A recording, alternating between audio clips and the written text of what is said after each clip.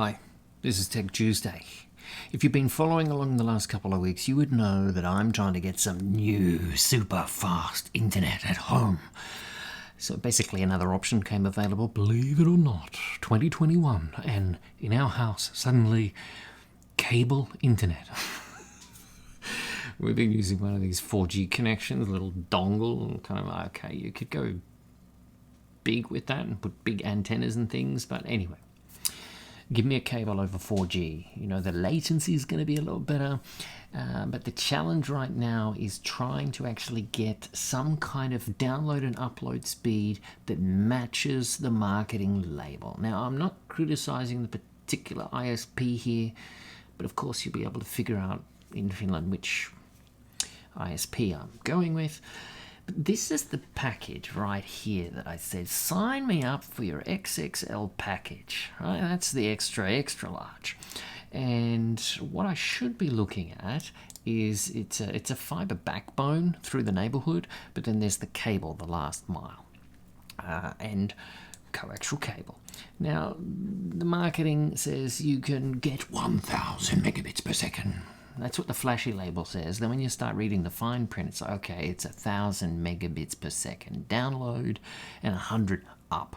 But then when you dig a little bit more into the details, it looks like this. They say there's a range of 400 to 1,000, average 450, and outgoing 70 to 100, average of 90. Now look, if I take the low values here, 470, I'd be very happy with that. That would be worth the money. Let's actually see what I'm dealing with at the moment. Things have improved a little bit since last time. Now, I want to give you a few tips in this video. If you're doing some speed testing, there's a few little traps and a few little things to keep in mind. Now, one is you want to make sure that your local network in the house is working fast enough, right? Okay. You want to make sure the router, and so in this case I'm testing the modem that was given to me, and I have this computer here plugged in, and I have another computer in the house, an old MacBook Pro that's going to act as a file server. So I want to see what kind of speed I can get if I can copy a file just over the local network. So let's do that. Now this is my favorite folder comparison synchronization tool, and I have here the network location, so the MacBook Pro. I've got a nice big file there, about 3.5 gig, and I'm going to copy it to this local computer. So let's just go with that. Go. Okay, let's see. Speeds. All right, we can see here averaging 90 megabytes per second. Now that's important.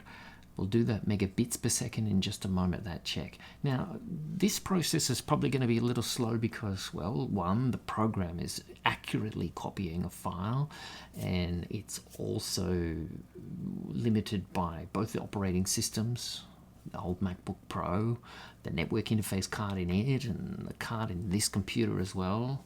But I think this computer I'm on, it should be able to handle everything. It's very new and got plenty of power for editing, even though I don't seem to use it that often. But anyway, we can see about 90 there, so let's have a look. Now, 90 MB, big B, right? 90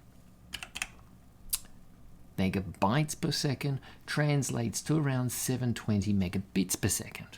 Okay, so at least from one computer to the other in the house, you can see I'm getting at least 700. Now, I said I'd be happy with 400 download, okay? But I want an upload somewhere above 70. So let's now go and have a look at one place you could go and test, and that is fast.com.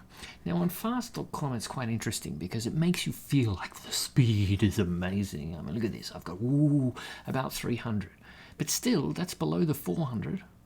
This system, or this speed checker, it's powered by Netflix, and basically it's not necessarily going to give you a true representation of what the throughput is. Of course, it would give you a really good idea if you just want to watch Netflix. Then I've got 300 megabits per second down, I've got 51 up. Now again, on Netflix, why do I need up? I don't. So that's okay. Now, another speed test you might have seen, and a lot of ISPs use it. So let me show you the one from the ISP that I'm trying to buy this service from. So let's see how well this thing goes. Now I've got no other computers running. There's no Wi-Fi turned on. That's actually off on the modem, and this is the only computer connected. Now a MacBook Pro is up there, but it's not doing anything. Now let's see. About 160 kilometers away. Ooh, look at this. Download, very nice. I'm seeing over 700. Very nice. So this looks pretty good. I'd be happy with that. That's well above the 400. Right. Upload. Something wrong. Now this is what's happened since last time. The download before was really slow, but the upload was good. Something has happened. So it seems that someone is working on something. But you see here, now I have a bit of a problem with the upload. I actually want faster upload. That's really handy, you know, uploading YouTube videos, uploading video files to cloud services. I want the upload as much as I want the download. But so, download here, I'm okay with that. But this 40, that's not good. Let's try again, just one more time. Now, one thing to keep in mind when you're thinking about using these kind of speed test systems. Now this one, technically I'm not really going onto the internet. I mean, it's this computer onto the modem of the ISP, onto the ISP's infrastructure, and then through to a speed test server within their own network. So I should see the best result ever doing this kind of speed test. Right? It's not really on the internet. It's just like an standard, it's a WAN. So look at this. Now I see 525 and 29 megabits per second up. I mean, this is getting worse. Unbelievable. Well, let me show you one more fun little test. Now this will go out onto the internet if we test to my home country, Australia. And Telstra is kind of like an equivalent to Telia, right? It's ISP, big one in Australia. Now here I'll do a speed test. So this is from my computer here, off the cable modem, over 15,000 kilometers around the globe. Let's see what sort of speed we get here. Now this is on the internet and across the whole world. So I am seeing 130 megabits per second. So that's not bad. Not bad when you consider downloading some data from the other side of the planet. Now the upload, let's see. Okay, 2025. Yeah, something like that. So this is what you want to keep in mind when you start doing speed tests. If you know you're going to be moving files around to certain parts of the world, well then make sure you do your speed test to that location.